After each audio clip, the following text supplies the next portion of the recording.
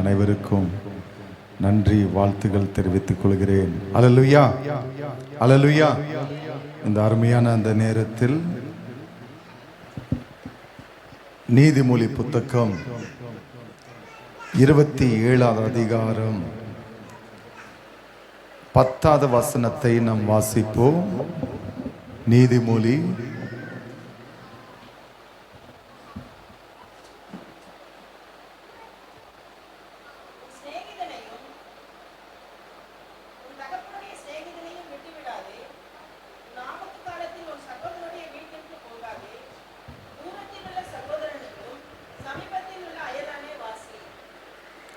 Okay. இந்த வேதத்தில் எழுதினபடி இந்த வார்த்தைகள் நம்ம தியானம் செய்வோம். உன் சிநேகனையும் சிநேகத்தையும் விட்டு விடாதே.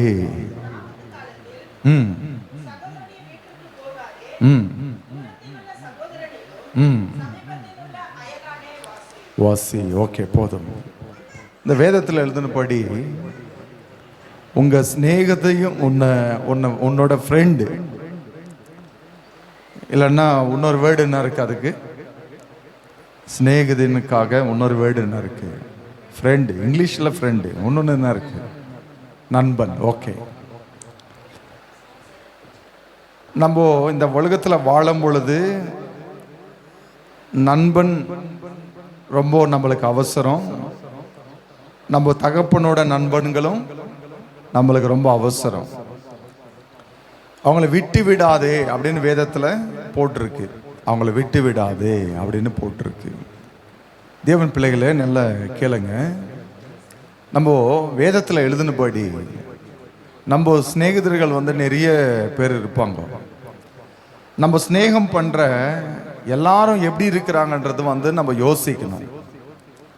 நம்ம ஸ்நேகம் பண்ற மக்கள் யாரு கூட நம்ம ஸ்நேகம் வைக்கிறோம், யாரோட நம்ம நட்பு வைக்கிறோம், யாரு கூட நம்ம எப்படிப்பட்ட நட்பு இருக்கு அப்படின்பது நம்ம நல்லா அறியணும். அப்போதான் அவங்க கூட நம்ம ஸ்நேகம் பண்ணணும், அவங்க ஃப்ரெண்ட் ஆக்கணும். நிறைய பேர் ஜெபிக்கிறவங்க கூட ஃப்ரெண்ட் ஆக மாட்டாங்க, சபைக்கு போறவங்க கூட ஃப்ரெண்ட் ஆக மாட்டாங்க, வேதம் வாசிக்கிறவங்க கூட ஃப்ரெண்ட் ஆக மாட்டாங்க, தேவனோட வார்த்தைகள் பகிர்ந்து கொள்கிற தேவனோட ஆவிக்குரியான பிள்ளைகளோட சஞ்சரிக்க மாட்டாங்க. இந்த உலக பிரகாரமா சினிமா, கூத்து, பலவிதமான என்ஜாய்மெண்ட், பலவிதமான டைம் பாஸ், இப்படி பண்ற எல்லா சிநேகிதர்களோட நம்ம என்ன செய்வோம்? இணைந்திருப்போம். தேவன் பிள்ளைகளே, நல்லா கேட்டுக்கணும். வேதம் எப்போ தவறு சொல்லாது. வேதம் எப்பவுமே உண்மை நம்மளுக்கு கற்றுக் கொடுக்கும்.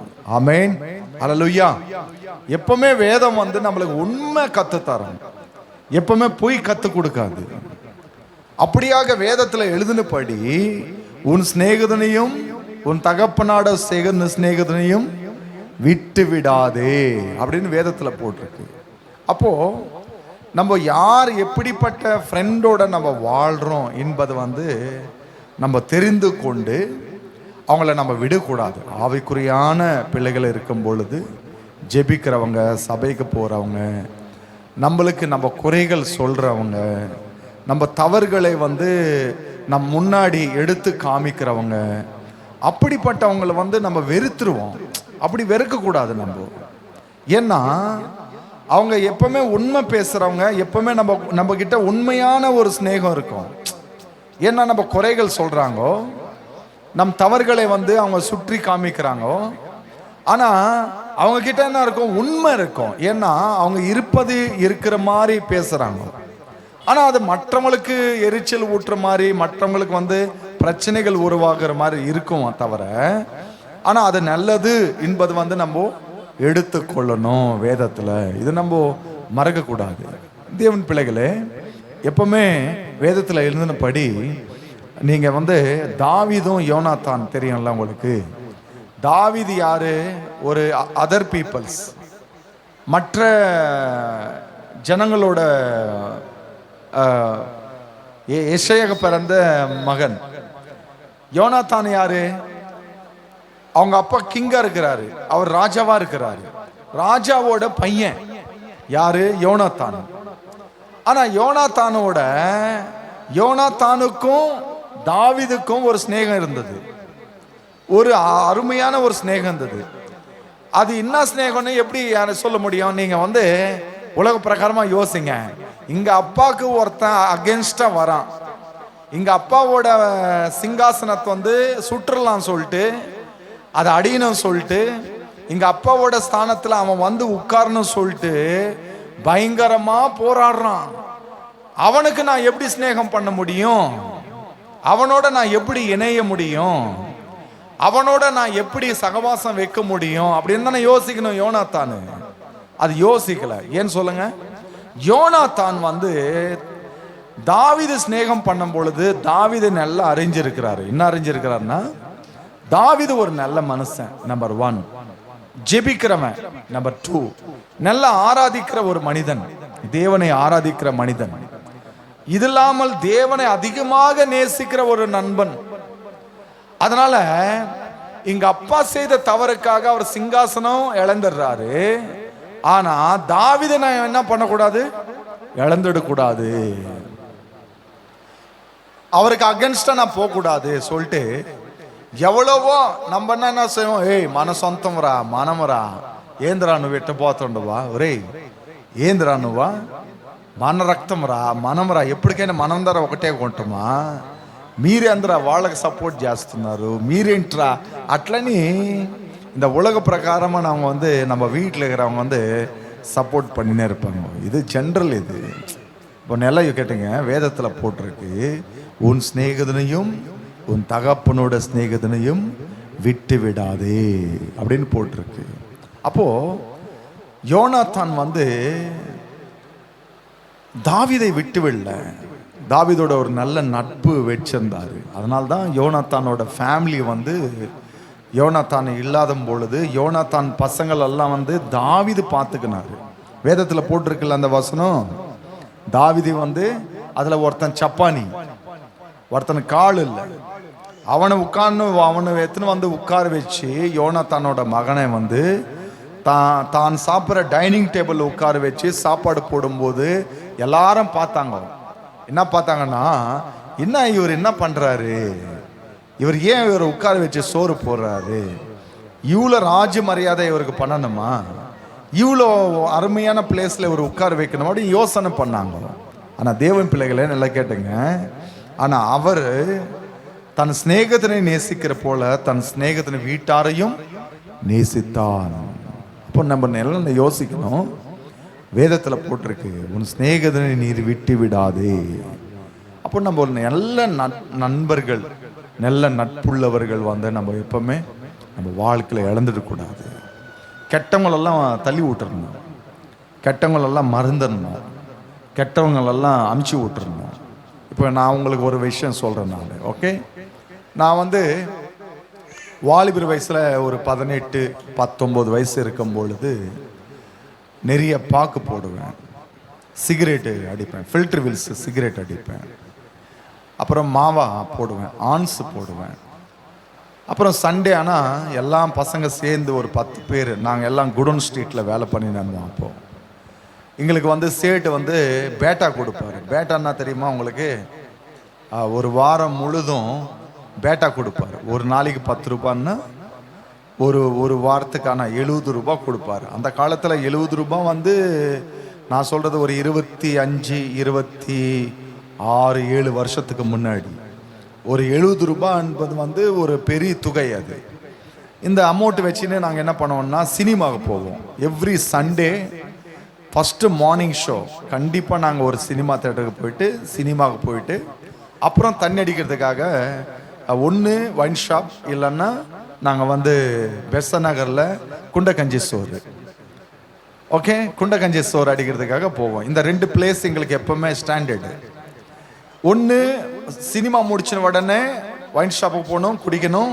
அப்புறம் பெச நகருக்குன்னா போயிட்டு அங்கே ஒரு குடம் வாங்கின்னு அது தித்திப்பு சோறு கலந்துக்கின்னு சாப்பிட்டு அந்த மணலில் கபடி விளையாடுவோம். எல்லாம் பசங்க கபடி விளையாடிட்டு நல்லா பெரண்டி வெள்ளாடி சாயந்தரமா எல்லாம் உதறிக்கின்னு எந்த பாவம் செய்யாமல் இருக்கிற நல்ல குழந்தை மாதிரி வீட்டுக்கு வருவோம் நாங்கள். ஓகே, அந்த மாதிரி ஒரு வாழ்க்கை இருந்தது. அப்புறம் 1999 2வது வருஷம் பிறக்குது.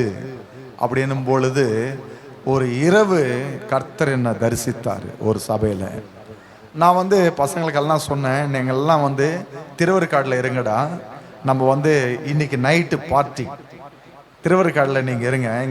எங்கள் வீட்டாண்ட மின்ட்ல இருந்து ஸ்ட்ரைட் பஸ்ஸு திருவருக்காடு லாஸ்ட், அதுதான் எண்டு. அதனால நான் திருவருக்காடுக்கு வந்துடுறேன்டா, எல்லாம் நீங்கள் மாவா பாக்கு தண்ணி பீர் பாட்டில் எல்லாமே எடுத்துன்னு போயிட்டாங்க, இருங்க, அங்கே கூட்டம் நிறைய இருக்கும். அதனால திருவருக்காடில் வந்து அந்த கோயிலாண்டை வந்து நம்ம என்ஜாய் பண்ணிடலாம், இந்த நைட்டு வந்து அருமையாக கொண்டாடலாம் சொல்லிட்டு பசங்கள்கிட்ட நான் சொல்லிட்டு எல்லாம் திங்ஸு பசங்க வாங்கிட்டு போயிட்டாங்க, எல்லாம் வாங்கிட்டு போயிட்டாங்க. அப்புறம் நான் வந்து இங்கே வீட்டில் இருக்கிறவங்க என்ன சொன்னாங்கன்னா, டேய் பண்டகை போட்ட சர்ச்சுக்கு போகிறா அப்படின்ட்டு என்ன சொன்னாங்க, பண்டிகை நாள் வந்து சபைக்கு போடா. என்னடா இவங்க பெரிய தொல்லையாக இருக்குன்னு சொல்லிட்டு பசங்கள்லாம் போயிட்டாங்க.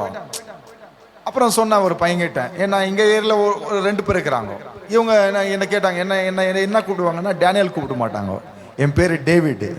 என்னது, அவங்கள டேனியல் வராது, அதனால டேவிட்னு கூப்பிடுவாங்க. வீட்டாண்ட வந்து கூப்பிட்டான், ஏய் டேவிட் அப்படின்னா சிக்னல் கொடுத்துட்டான். நான் வந்து ஏய் நீங்கள் போங்கடா, நான் அங்கே வரேன் அப்படின்னு சொல்லிட்டு சிக்னல் கொடுத்துட்டேன். நான் பசங்கள்லாம் சைக்கிளில் சொல்கிறாங்க,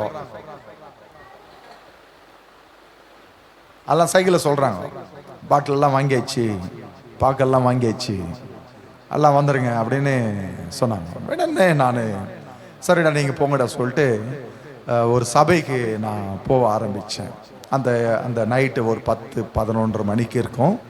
சபைக்கு போயிட்டு அங்கேருந்து நேராக மின்ட்டுக்கு போயிட்டு மின்ட்லேருந்து பஸ் பிடிச்சின்னு திருவருக்காடில் வந்து 1 மணி 2 மணிக்கெல்லாம் நம்ம சேர்ந்துடலாம், சேர்ந்துட்டு அங்கே தண்ணி அடிச்சுட்டு இன்றைக்கி நைட்டு வந்து நல்லா என்ஜாய் பண்ணிடலாம் அப்படின்னு சொல்லிட்டு சபையில் போனேன்.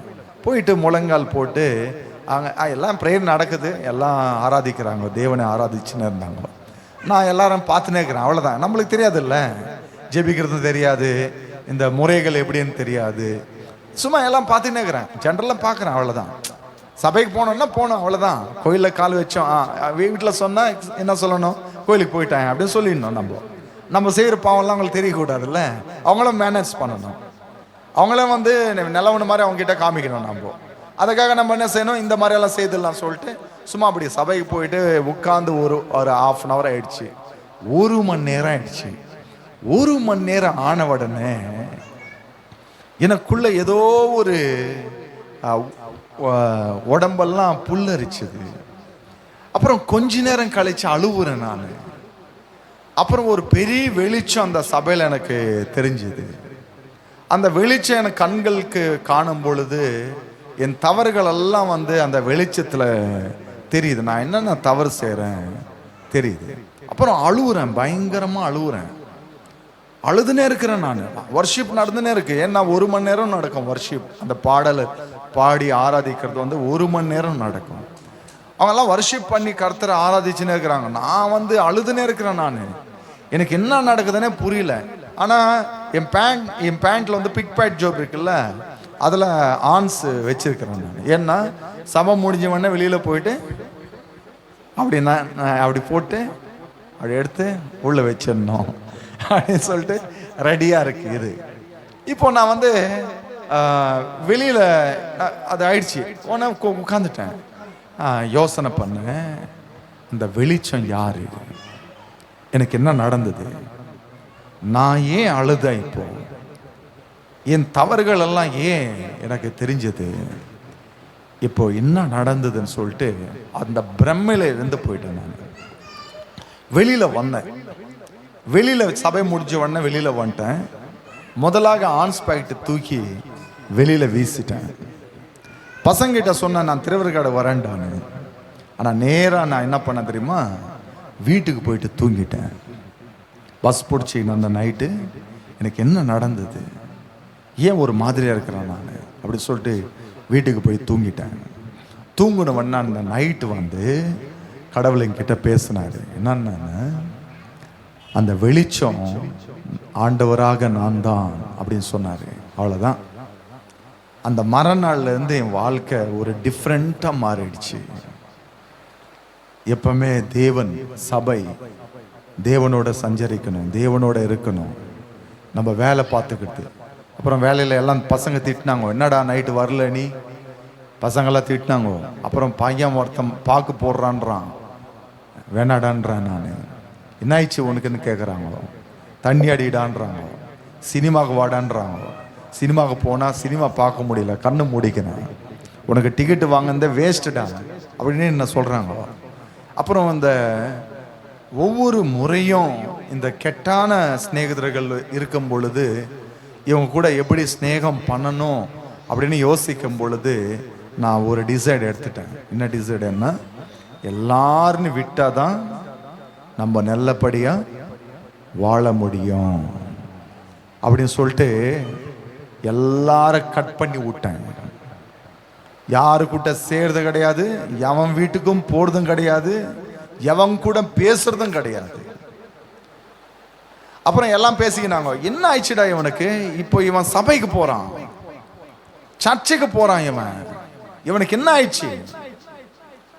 அப்புறம் நிறைய வாட்டி முயற்சிகள் எடுத்தாங்க. எப்படி எப்படி முயற்சிகள்னா சொல்றேன் உங்களுக்கு. வைன் ஷாப்புக்கு வரேன் உங்க கூட, ஆனா நான் குடிக்க மாட்டேன் அப்படின்னு சொல்லுவேன். பசங்களாம் பேசிக்குவாங்க, அவனை வட்டம் பார்த்துக்கலாம் அப்படின்னு சொல்லிட்டு கொண்டு போயிடுவாங்க. வேணுமனே வாய் திறந்து பாட்டில் வச்சு ஊத்துறான், பிடிச்சின்னு ஒரு 4 பேர் பிடிச்சின்னு ஊத்துறான். நான் சுதாரிச்சுட்டு அவங்கக்கிட்ட சண்டை போட்டு வெளியில் வந்துட்டேன் நான். அப்புறம் இன்னொரு வாட்டி பாக்கு போடுறா அப்படின்னு சொல்லிட்டு வாய் திறந்து வேணுமனே பாக்கு போடுறான் வாயில். இப்படி கடினமாக என்னை வற்புறுத்தி செய்கிற அந்த செயல்கள் எல்லாம் பார்த்தேன் ஃப்ரெண்ட்ஸ் கிட்ட. இவங்கெல்லாம் ரொம்ப கெட்டான பேடான கேரக்டர் உள்ள சிநேகிதர்கள். இவங்க கிட்ட நம்ம சேர்ந்தோம்னா நம்ம நல்ல வாழ்க்கை இழந்துருவோம். அப்புறம் நம்ம சேரக்கூடாது அப்படின்னு சொல்லிட்டு அன்னைக்குலேருந்து ஒரு தீர்மானம் எடுத்துட்டு அவங்கள எல்லாம் விட்டுட்டேன். 1 மாதம் பார்க்காம விட்டுட்டேன். அப்புறம் என்ன பண்ணாங்க தெரியுமா, எப்பா நீ கடவுளோட பிள்ளை ஆயிட்ட, அதனால இங்க கூட ஒண்ணுமே நீ சேர மாட்ட, உங்களுக்கும் எங்களுக்கும் கட்டு அப்படின்னு சொல்லிட்டாங்க. சரிப்பா, ரொம்ப நல்லது, நல்லது, அருமையான நல்லது. தேவன் பிள்ளைகளே, எப்போ நம்ம கெட்டான சிநேகிதம் விடுறோமோ அப்போ நம்ம என்ன வரும், நம்ம வாழ்க்கை அருமையா இருக்கும். யார் யார் கெட்டவங்களா இருக்கிறாங்களோ நம்ம யோசிக்கணும். கெட்ட வார்த்தை பேசுறவங்கடா, கெட்ட வார்த்தை போடுவாங்க, இவங்க கெட்டான சுபாவம் உள்ளவர்கள், இவங்க மனசு நல்லது கிடையாது. நம்ம வீட்டில் எதனா பொருள் வாங்கினாலும் குள்ளு கொண்டே ஏமாட்டாண்டி தமிழ்ல அது பொறுத்துக்க முடியல. நம்ம எதனா ஒரு சின்ன நகை வாங்கினாலும் ஒரு சின்ன பொருள் வாங்கினாலும் இவங்க பொறுத்துக்கிறவங்க கிடையாதுரா. அப்போ அப்படிப்பட்ட பேட் ஹேபிட் உள்ளவங்க கிட்ட நம்ம என்ன பண்ணக்கூடாது, ஸ்நேகம் பண்ணக்கூடாது. ஏன்னா அப்படிப்பட்டவங்க நம்ம பக்கத்துல வச்சுக்கணும்னா பிரச்சனைகள் நம்மளுக்கு தான் அதிகமாக உருவாகும். அநேகமான பிரச்சனைகள் நம்மளுக்கு வரும் என்பது நம்ம மறந்துடக்கூடாது. ஓகே, வேதத்துல ஒரு விஷயம் உங்களுக்கு சொல்றேன் நான். 2 பேர் என்ன பண்றாங்கன்னா, காட்டுக்குள்ள நடந்து போய் இருக்கிறாங்க. 2 பேர் ரொம்ப அருமையான ஃப்ரெண்ட்ஸ் 2 பேருமே. அதுல ஒருத்தன் தடிப்பா இருக்கிறான், ஒருத்தன்னா ஒல்லியா இருக்கிறான். இவங்க 2 பேரும் காட்டுக்குள்ள போகும்போது ஒரு கரடி துரத்துக்குச்சு. ரொம்ப சிநேகிதர்கள் 2 பேர், ஒரு அருமையான சிநேகிதர்கள் 2 பேர். கரடி துரத்தும் போது ஒல்லியா இருக்கிறவன் என்ன பண்ணான்னா ஒரு மரத்தை ஏறிட்டான், டக்குன்னு ஏறிட்டான். இந்த குண்டா இருக்கிறவன் ஏற முடியல அவனால, ஏன்னா உடம்பு இருக்கு, அதனால ஏற முடியல. ரொம்ப முயற்சிகளை எடுக்கிறாரு, ஆனா முடியல. அப்புறம் அந்த சிநேகிதன கிட்ட சொல்றா, டே கொஞ்சம் கை கொடுத்து என்ன மேல தூக்குடா, நானும் மேல வந்துடுறேன், இல்லைன்னா என்ன சாப்பிட்டோம் அப்படின்னு சொல்லி. அவன் யோசனை பண்ணான். என்ன யோசனை பண்ணான்னா, எவனை இழுக்கும் பொழுது மேல தூக்கும் பொழுது நானும் சேர்ந்து விழுந்துட்டேன்னா நானும் சத்துருவேன், நானும் சத்துருவேன், அதனால நான் கை கொடுக்க மாட்டேன்டா. ரொம்ப கெஞ்சறான், ரொம்ப கெஞ்சினாலும் அவன் தூக்கல. அப்புறம் இந்த குண்டா இருக்கிறவனுக்கு ஒரு யோசனை வந்தது. ஏன்னா சத்த புணத்தை வந்து கரடி வந்து சாப்பிடாது. நான் புத்தகம் படிச்சிருக்கிறேன், அதனால சொல்ல முடியுது என்னால. கெட்ட எதுவுமே கெட்டது வந்து கெட்டு போனது சத்தது வந்து கரடி எப்பவுமே சாப்பிடாது, உயிரோட இருந்தா தான் சாப்பிடும். அதனால இவன் என்ன பண்ணான்னா செத்த போல நடிச்சான், படுத்துக்கின்னு செத்த போல அப்படியே மூச்சு பிடிச்சின்னு நடிச்சான். அது நேராக கிட்ட வந்தது. கிட்ட வந்து அவனை சுத்தி சுத்தி பார்த்து காது கிட்ட வந்து அப்படின்னு சொல்லி ஒரு சவுண்டு கொடுத்தது. ஏன்னா இந்த சவுண்டெல்லாம் எனக்கு எப்படி தெரியும் தெரியுமா? இங்க ஊர் இருக்கு, எங்க அம்மா எங்க தாத்தா ஊரு காடில் தான் ஊர் இருக்கு. எங்க இருக்கு? காடில் தான் ஊர் இருக்கு. நான் நைட்டில் தூங்கினே இருந்தேன். நான் பிரிட்டோபால் வயசு இருக்கும் எனக்கு. தூங்கும்போது ஒரு கரடி வந்து என் கட்டில் பக்கத்தில், வெளியில் தூங்கின்னு இருந்தோம், என் கட்டில் பக்கத்தில் வந்து இப்படி சொரண்டது. நான் துணி எடுத்து இப்படி பார்த்தேன், கரடி. ஏன்னா எங்க தாத்தா வந்து தோல் வந்து செப்பல் செய்வார், செப்பல் தோல்ல அந்த தோல் அங்கே ஊற போடுவார். அதுக்காக வரோம் காட்டுல இருந்து. ஏன்னா இவங்களுக்கெல்லாம் பெரிய வீடு கிடையாது, எல்லாம் குடிசை வீடு தானே, சுற்றி ஒரு சும்மா ஒரு இதுதான் அது குதிச்சு வந்துடும். அது கரடி, நான் நேராக டைரக்டாக கரடிகள் பார்த்துருக்குறேன், நரிகள் பார்த்துருக்குறேன், லைவாக பார்த்தேன். இப்போ நீங்கள்லாம் டிஸ்கவரி சேனலில் தான் பார்ப்பீங்க, நான் வந்து லைவாகவே பக்கத்தில் இருந்திருக்கிறேன், லைவாக. அப்புறம் அந்த கரடி வந்த உடனே நான் வந்து எங்கள் தாத்தாவை எழுப்புனேன், இப்படி யோ யோ யோ அப்படின்னு. அவர் தெரிஞ்சிச்சாரு, அந்த சத்தத்தை பார்த்து தெரிஞ்சுக்கின்னு வெடன்னு எழுந்துக்கின்னு ஒரு நெருப்பு மூட்டி துரத்திக்கினாரு காட்டுக்குள்ள. அது எல்லாமே போயிடுச்சு. நான் அப்புறம் எழுந்து பார்க்குறேன், ஒரு 4-5 கரடிங்க ஓடுது கண்ணு முன்னாடி, இங்கே வீட்டு முன்னாடி ஓடுது. அதனால கொஞ்சம் அனுபவம் எனக்கு தெரியும். ஓகே, அந்த சத்தம் அப்படின்னு சொல்லிட்டு அந்த காது கிட்ட அந்த குண்டா இருக்கிறவங்க கிட்ட வந்து சொல்லிச்சு. சொன்ன உடனே மேலே இருக்கிறவன் யோசிக்கிறான், அது காதில் ஏதோ சொல்லுது, அவன்கிட்ட ஏதோ சொல்லுது அப்படின்னு. உடனே அந்த கரடி போயிடுச்சு. இவன் குண்டா இருக்கிறவன் எழுந்துட்டான், மேலே இருக்கிறவன் கீழே குதிச்சான். குதிச்சு 2 பேரும் கேடே ஏண்டா என்ன தூக்கல, நீ எவ்வளோ நண்பர்கள் நம்ம 2 பேரும், எனக்கு நீ உதவி செய்யணும்ல, நல்ல நண்பன்னா உதவி செய்யணும்ல, நான் செத்துந்தான் அப்படின்னு. அப்புறம் அவன் என்ன பண்ணான்னா, டே அதெல்லாம் விடு, உன் காது கிட்ட கரடி ஏதோ ஒன்று சொல்லிச்சு, என்ன சொல்லிச்சு அதை எனக்கு சொல்லு அப்படின்னு சொன்னான். இப்படிப்பட்ட கெட்டான ஃப்ரெண்டோட சேராதான்னு சொல்லிச்சு எனக்கு, இப்படிப்பட்ட கெட்டான ஸ்நேகிதர்களோட ஸ்நேகம் பண்ணாத அப்படின்னு சொல்லிட்டு போயிடுச்சுடா. அப்போ நம்ம கூட இருக்கிற என் நண்பர்கள் எப்படிப்பட்டவர்கள் என்பது வந்து நம்ம அறிந்து ஜெபிக்கிறவர்களா, சபைக்கு போறவர்களா, தேவன் வார்த்தைகள் பேசுகிறவர்களா, ஆவிக்குரியான பிள்ளைகளா, அது பெண்ணா இருக்கட்டும் ஆணா இருக்கட்டும், தேவனோட சித்தப்படி நடக்கிற பிள்ளைகளா, அது அறியணும். நம்ம அப்படி அறிஞ்சவங்க கிட்ட வந்து நம்ம ஸ்நேகம் வந்து வைத்து கொள்ளணும். அப்படிப்பட்டவர்களை நம்ம என்ன பண்ணக்கூடாது, விடக்கூடாதாமா, வேதம் சொல்லுது. அப்படிப்பட்டவர்களை வந்து நம்ம விடக்கூடாது. நம்ம தகப்பனோட சிநேகிதர்களையும் நம்ம விடக்கூடாதாமா. ஏன் சொல்லுங்க? ஏன்னா நம்ம தகப்பனோட ஸ்தானத்தில் அவங்க இருக்கிறார்கள். அதனால அப்படிப்பட்ட சிநேகிதர்கள் கூட நம்ம விட்டு விடக்கூடாது. அப்போ நம்ம யோசிக்கணும், அண்ணே அப்போ கிறிஸ்டின்ல மட்டும்தான் ஸ்நேகம் பண்ணணும், மற்றவங்க கிட்ட நீங்க பண்ணக்கூடாதா அப்படின்னு கேட்கலாம். நான் என்ன சொல்றேன்னா, கிறிஸ்டின் பிரகாரமா இருக்கிறத நீங்க ஃபாலோ பண்ணுங்க, மற்ற மக்களையும் நல்ல சிநேகிதர்களா இருந்தா பண்ணுங்க. உங்களை கெட்டான வழியில நடத்துகிற மக்களா இருந்தா பண்ணாதுங்க, விட்டுருங்க, அது தேவையில்லை. ஏன்னா உங்க வாழ்க்கை வந்து வீணாயிடும், உங்க வாழ்க்கை போயிடும். நல்ல வழியில நடக்கிறவங்கன்னா மற்ற கடவுளை கும்பிடுறவங்க இருந்தாலும் அவங்க கிட்ட நம்ம ஸ்நேகம் பண்ணக்கூடாதா, நீங்க கிறிஸ்டின் மட்டும்தான் பண்ணணும் அப்படின்னு கேள்வி நீங்க வைக்கலாம். ஆனா தேவன் என்ன சொல்றாருன்னா, நல்ல ஸ்நேகிதன் தான் சொல்றாரு. நல்லன்னா நல்ல குணங்கள் இருக்கணும், நல்ல காரியங்கள் இருக்கணும், நல்ல தாட் இருக்கணும், நல்ல மைண்ட் செட் இருக்கணும். அப்படிப்பட்டவங்கக்கிட்ட வந்து நம்ம ஸ்நேகம் வைத்து கொள்ளணும். அல்லேலூயா. அப்படி ஸ்நேகம் இருந்தால் தான் நம்ம செய்ய முடியும். அப்படிப்பட்ட ஸ்நேகம் இருக்கிறதுனால தான் நம்ம கிட்ட இத்தனை பேர் பாஸ்டர்ஸ் வராங்க. நம்ம பெரிய பாஸ்டர்தும் கிடையாது, நம்ம சின்ன ஊழியம் பண்ணுறோம். நம்ம பெரிய சபையும் கிடையாது, ஒரு சின்ன ஊழியம் தான் பண்ணுறோம். ஆனால் இத்தனை ஜனங்க வந்து, இத்தனை தேவதாசர்கள் வந்து, ஊழியக்காரங்க வந்து, அபிஷேகிக்கப்பட்டவங்க வந்து நம்மளை நோக்கி வராங்க. நம்ம எதுவும் அவங்கள கொடுக்கறது கிடையாது. என்னங்க, நம்ம சும்மா சாப்பாடு மட்டும்தான் போடுறோம், ஆனாலும் வராங்க. அது என்னது? அது ஒரு நட்பு. நம்ம நல்லபடி அவங்க கிட்ட இருக்கிற அந்த காரியம், நம்ம ஜபம், நம்ம இருக்கிற ஆவிக்குரியான சாட்சி, நம்ம தேவப்படி நடக்கிற அந்த காரியங்கள்னால்தான் அப்படிப்பட்ட ஒரு கூட்டம் வந்து ஒவ்வொரு மாதம் இங்க பாஸ்டர்ஸ் மீட்டிங்கு வந்து கொண்டிருக்கிறார்கள். அல்லேலூயா.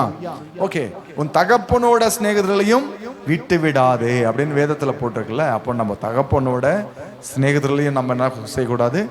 விட்டுக்கூடாது. நம்ம தகப்பன் இல்லாத பொழுது என்ன செய்வோம் தெரியுமா? அப்படிப்பட்ட சிநேகிதர்களை விட்டுருவோம். அதை நம்ம செய்யற தவறு. உண்மையா சொல்றேங்க, நான் போய் சொல்லலை. இங்க தாத்தா இருக்கும் பொழுது வந்து நிறைய சொந்தக்காரங்க இருந்தாங்க. இங்க தாத்தா இருக்கும் பொழுது, இங்க தாத்தா மறைச்சிட்டாரா, இங்க வீட்டில் இருக்கிற எங்க அப்பா, சித்தப்பா, அத்தைங்க யார் வீட்டுக்கும் எங்க தாத்தாவோட ரிலேட்டிவ் வீட்டுக்கு யாருக்குமே போறது கிடையாது. உங்களுக்கு யாருக்குமே தெரியாது. இங்க தாத்தாவோட சொந்த தம்பி சிகரந்த பாளையம்ல ஒன்னாடு எங்க இருக்கிறாரு? எங்க தாத்தாவோட கூட பிறந்த சொந்த தம்பி. எங்க தாத்தா எப்படி இருப்பாரோ அப்படியே டிட்டோ அப்படியே இருப்பாரு அவரு. சொந்த தம்பி அவரு இங்க குறுக்குப்பேட்டையில வந்து கொடுத்துன இருந்துட்டு இங்க வீடு வாங்கிக்கின்னு வீடு கட்டிக்கின்னு இங்க தாத்தா. ஆனா எங்க அப்பா அங்கெல்லாம் என்ன பண்ணாங்கன்னா, அவங்க வீடு எனக்கு காமிக்கல. ஏன்னா அவங்க போறது கிடையாது, எங்களுக்கும் காமிக்கிறது கிடையாது. நான் யோசிக்கிறோம், எங்கன்னா என்ன விளையாண்டு எங்கன்னா பார்ப்பாங்க அவங்க பசங்க. பார்த்துட்டு என்னடா எப்படிடா இருக்கிற அப்படின்னு கேட்பாங்க. நான் வந்து நீங்க யாரு அப்படின்னு கேட்குறேன். என்னடா இப்படி கேட்குற நீ? உங்க அப்பா பேர் ஆப்ரஹாம் இல்லையா? உங்க தாத்தா கொண்டையா இல்லையா? உங்களுக்கு தெரியாதாண்ணா? என்ன டக்குன்னு கேட்குறாங்க. அப்போ தெரில பாருங்க. அப்புறம் இப்படிப்பட்ட ஒரு ரிலேட்டிவ் வந்து நம்ம பெரியவங்க இல்லாத பொழுது விட்டுறக்கூடாது. நம்ம அவங்களையும் நம்ம என்ன செய்யணும்? நேசிக்கிறது நம்ம கற்றுக்கொள்ளணும். அல்லேலூயா. இந்த வேதத்துல அதை கண்டினியூ பண்ணுங்களேன். அப்படியே கண்டினியூ பண்ணுங்க. கண்டினியூ. இல்ல அது 10 படிங்க, மறுபடி உன் 10 படிங்க. ஓகே.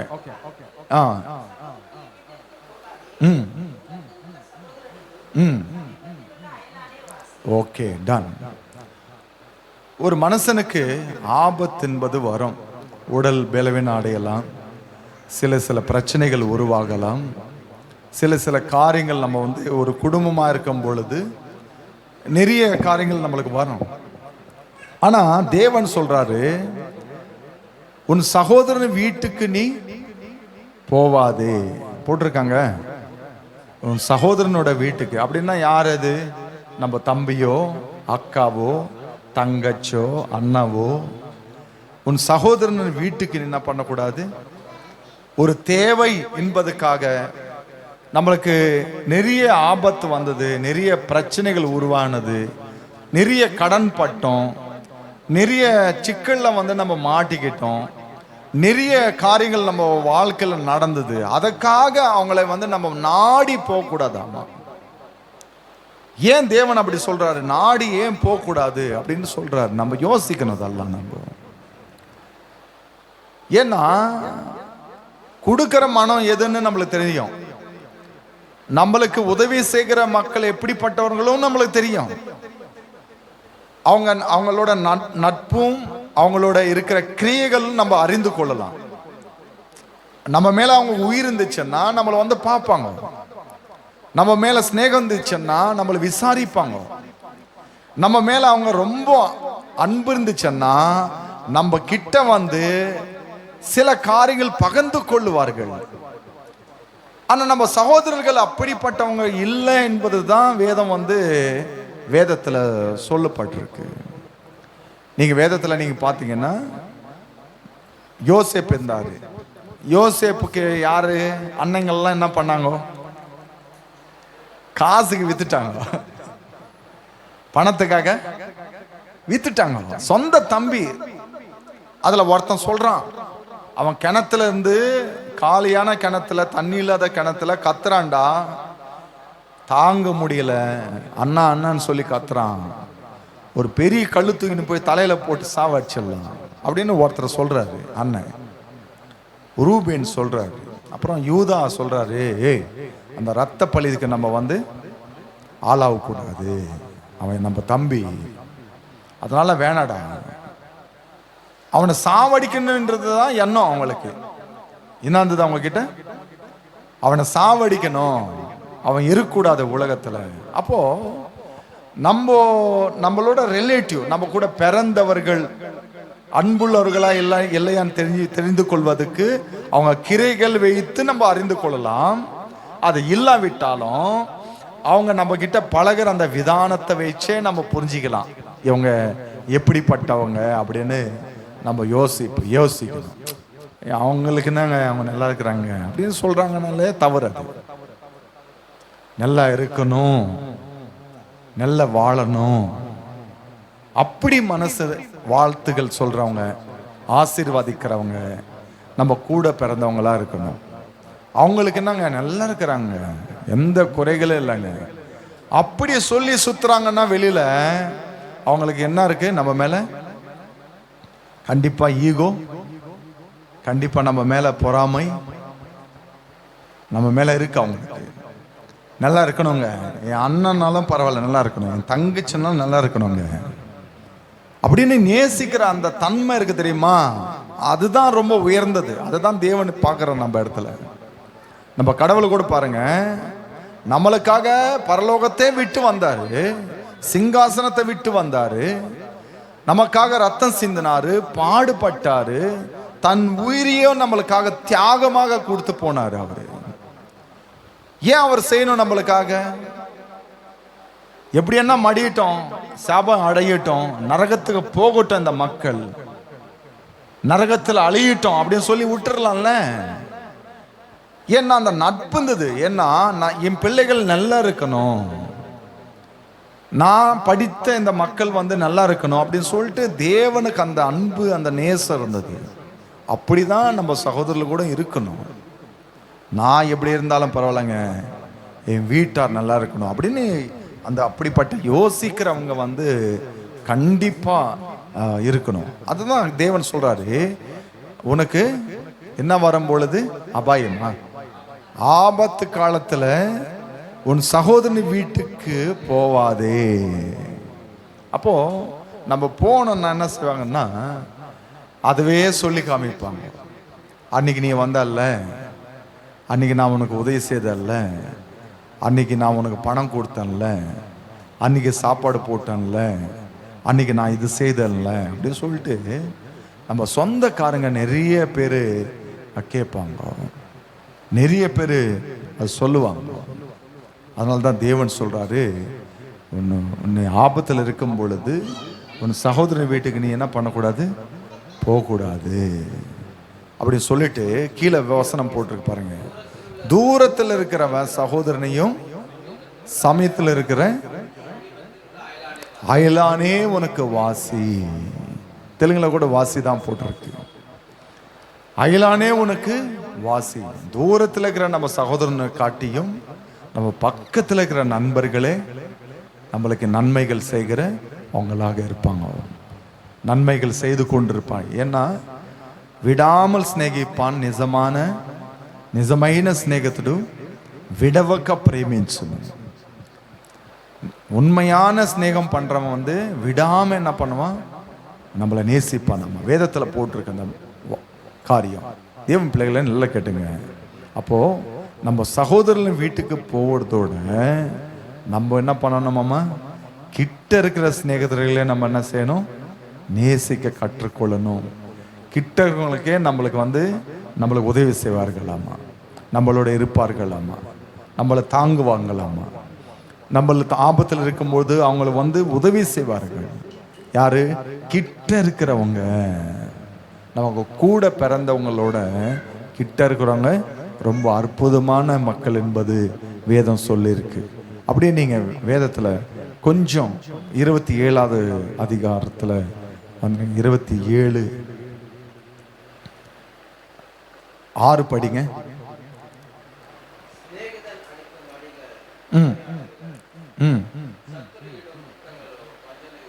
ఓకే. మేలును కోరి స్నేహితుడుగా காயமுలు செய்யணும். நம்ம கிட்ட எதனா ஒன்று அப்படி தானே போட்டிருக்கேன். நம்ம கிட்ட எதனா பெற்றுக்கொள்ளணும் என்பதுக்காக நிறைய காயங்களை உருவாக்குவாங்களாமா. நம்ம கிட்ட இந்த எதனா பெற்றுக்கொள்ளணும், தெலுங்குல அதுதான் போட்டிருக்கு. మేలును కోరిన స్నేహితుడు காயமுలు செய்யணும். அப்போ பாருங்க, நம்ம கிட்ட ஏதாவது பெற்றுக்கொள்ளணும் என்பதுக்காகவே நிறைய ஸ்நேகம் இருக்கும். அதை நம்ம அறிந்து கொள்ளணும். அறிந்து கொண்டு நம்ம ஜாகிரதையுள்ளவர்களாக நம்ம வாழ்றதை நம்ம கற்றுக்கணும். நம்ம ஸ்நேகம் எப்படி இருக்கணும்னா, அதிகமாக நம்ம தேவனோட நம்ம ஸ்நேகத்தை வந்து வைக்கணும். ஏன்னா ஆபிரகாம் வந்து தேவனோட ஸ்நேகிதன் என்பது வந்து வேதத்தில் போட்டிருக்கு. அப்போ நம்ம அதிகமாக யாருக்கிட்ட ஸ்நேகம் பண்ணணும்னா 90% வந்து தேவனோட நம்ம ஸ்நேகம் வைக்கணும். 10% தான் இந்த உலக பிரகாரமான ஜனங்க கிட்ட வந்து நம்ம ஸ்நேகம் வைக்கணும். ஏன்னா வேதத்தில் போட்டிருக்கு, ஆபிரகாமை வந்து ஆண்டவராக இயேசு கிறிஸ்து என்னோட ஸ்நேகிதன் அப்படின்னு சொல்றாரு. அப்போ நம்ம வேதத்தில் எழுதினபடி அதிகமாக நம்ம ஸ்நேகம் பண்ணுவது யாரு கூடன்னா ஆண்டவராக இயேசு கிறிஸ்து கூட வந்து நம்ம ஸ்நேகம் பண்ணணும்.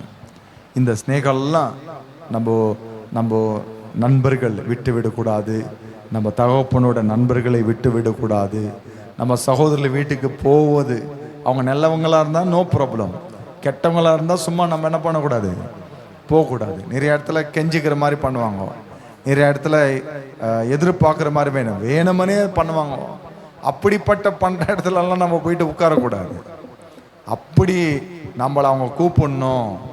நிறைய பேர் பாருங்க, 10 வருஷம் ஆனாலும் அவங்க தான் எனக்கு ஃபோன் பண்ணணும், 20 வருஷம் ஆனாலும் அவங்க தான் என்னை தேடி வரணும் அப்படின்னு ஒரு கடினமான மனசு இருந்து வாழ்வாங்க நிறைய பேர். அவங்க தான் நாடணும், என்ன அவங்க தான் தேடி வரணும் அப்படின்னு சொல்லிட்டு கடினமாக இருப்பாங்க நிறைய பேர்.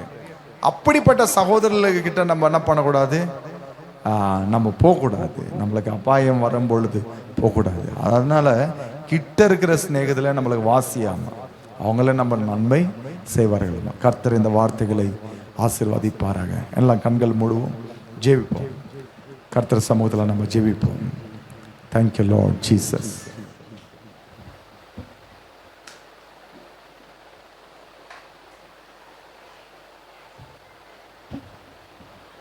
எல்லாம் ஜெபிப்போம், கடவுள் இடத்துல ஜெபிப்போம்.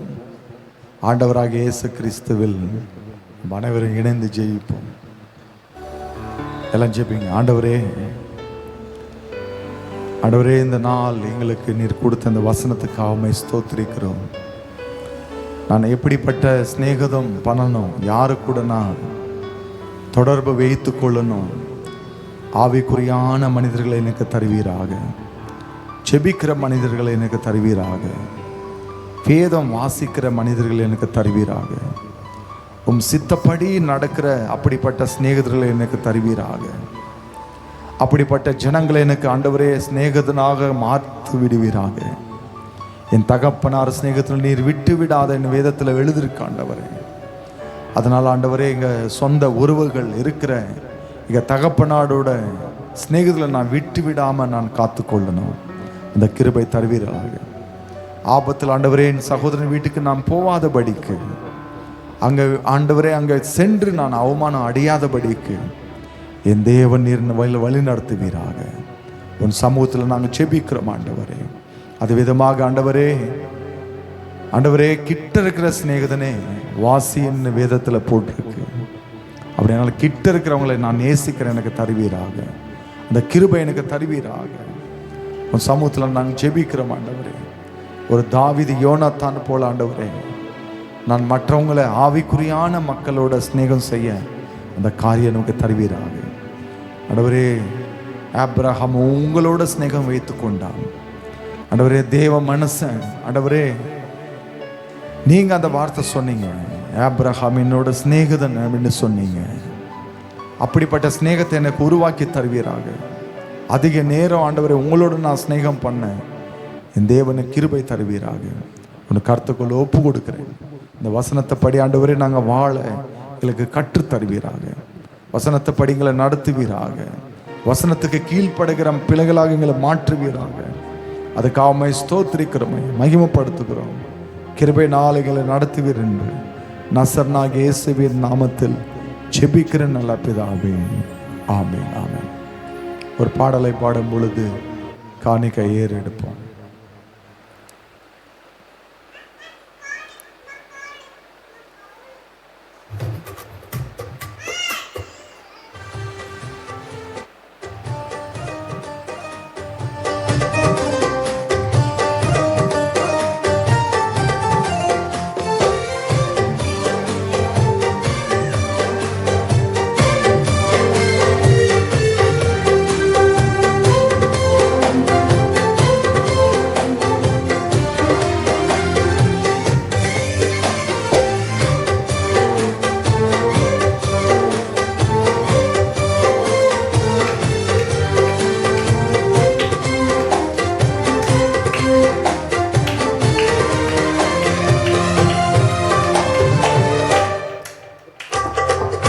కమ్మనైన నీ ఉపదేశము విజయమిచ్చే శోధనలో, ఖడ్గము కంటే బలమైన వాక్యము ధైర్యమిచ్చే నా శ్రమలో.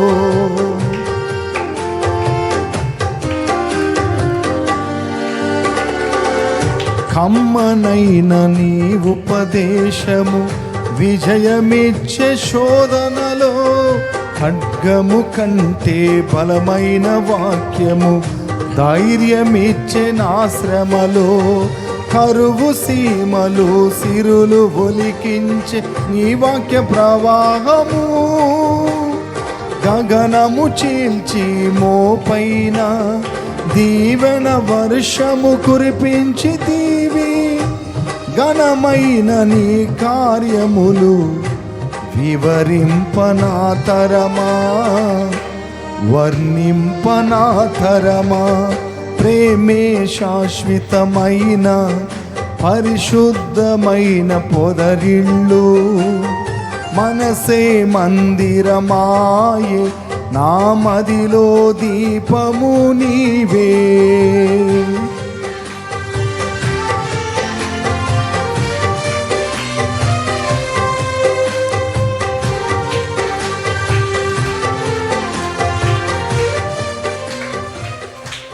பாடலாம். ஓகே, நாளைக்கு காலையில் நம்மளுக்கு பரிசுத்த ஆராதனை 8 மணிக்கு நடைபெறும். சாயந்தரமாக 6:30க்கு தமிழ் ஆராதனை நடைபெறும். நான் வைத்துக்கொள்ளுன்னு கேட்டுக்கொள்கிறேன். எல்லாம் கண்களை மூடி ஜெபிப்போம். எங்களை நேசிக்கிற நல்ல ஆண்டவரே, இந்த நல்ல நேரத்துக்கு ஸ்தோத்திரிக்கிறோம், மகிமைப்படுத்துகிறோம். ஆண்டவரே உங்கள் சமூகத்தில் நாங்கள் ஜெபிக்கிறோம்.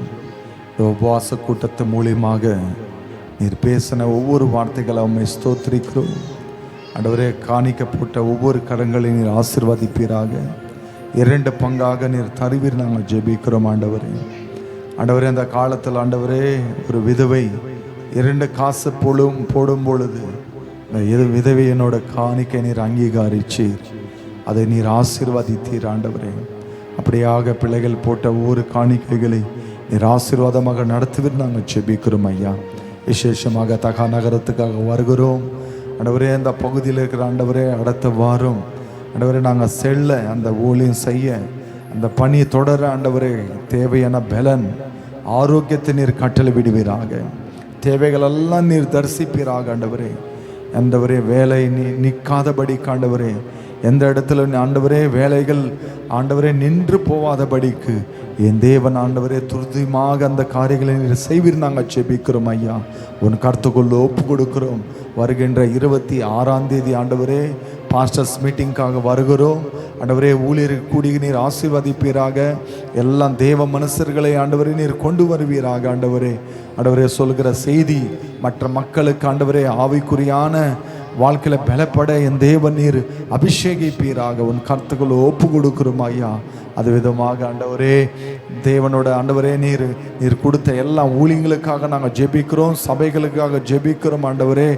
ஆண்டவரே ஊழியங்களெல்லாம் நீர் பெருக செய்வீராக. ஒவ்வொரு சபையில் ஆண்டவரே ஆத்துமாக்களோட நிரப்புவீராக. திரளான கூட்டம் காணப்பட என் தேவன் நீர் உதவி செய்வீராக. ஆண்டவரே கெட்டு போகிற ஆத்துமாக்களை கொண்டு வருவீராக. பாவத்தில் இருக்கிற ஆத்துமாக்களை கொண்டு வருவீராக. பிரச்சனைகளில் இருக்கிற ஆத்துமாக்களை கொண்டு வருவீராக. சமாதானம் இல்லாத ஆத்துமாக்களை கொண்டு வருவீராக ஆண்டவரே. உன் கருத்துக்குள்ள ஒப்பு கொடுக்கிறோம் ஐயா.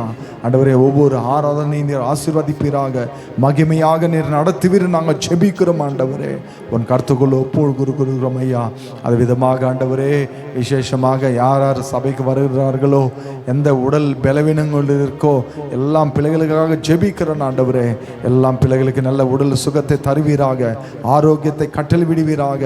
எந்த தீமைகள் நெருங்காதபடிக்கு ஆண்டவரே சபைக்கு வருகிற எல்லாம் பிள்ளைகளை நீர் பாதுகாப்பீராக ஆண்டவரே. அவங்க குடும்பங்களை நீர் பாதுகாப்பீராக. அவங்க வேலைகளை நீர் ஆசீர்வதிப்பீராக ஆண்டவரே. அவங்க ஆகாரத்தை நீர் பலப்படுத்துவீராக ஆண்டவரே. கிருபையினால் நிரப்புவீர் நாங்கள் ஜெபிக்கிறோம் ஐயா. உன் கருத்துக்குள்ள ஒப்பு கொடுக்கிறோம். எல்லாம் ஊழியர்களையும் ஆண்டவரே ஆசீர்வாதமாக நடத்துவீர் நாங்கள் ஜெபிக்கிறோம் ஐயா. உன் கருத்துக்குள்ள ஒப்பு கொடுக்கிறோம். விசேஷமாக ஆண்டவரே ஆண்டவரே உங்கள் சமூகத்தில் நாங்கள் ஜெபிக்கிறோம். என் தேவன் உங்கள் சித்தப்படி ஆண்டவரே எல்லா ஊழியங்களை நாங்கள் செய்ய எங்களை தேவன் நீர் நடத்துவீர் நாங்கள் ஜெபிக்கிறோம் ஐயா. உன் கருத்துக்குள்ள ஒப்பு கொடுக்கிறோம். ஆண்டவராக இயேசு கிறிஸ்துவின் நாமத்தில் ஜெபிக்கிற நல்ல பிதாவே, ஆமீன். ஆத்துமாவே கர்த்தரை ஸ்தோத்ரி. முழுவதுமே பரிசுத்த நாம ஸ்தோத்ரி. ஆத்துமாவே கர்த்தரை ஸ்தோத்ரி. கர்த்தர் செய்த சகல உபகாரங்களை மறவாதே. ஆமீன். நம்ம பிதாவின் அன்பும் ஆண்டவராக இயேசு கிறிஸ்துவின் கிருபையும் பரிசுத்த ஆவியானோட அபிஷேகம் கிருபையும் நம்மளோட என்றும் இருப்பதாக. ஆமீன். அல்லேலூயா, அல்லேலூயா. Praise lord, praise lord, praise Lord.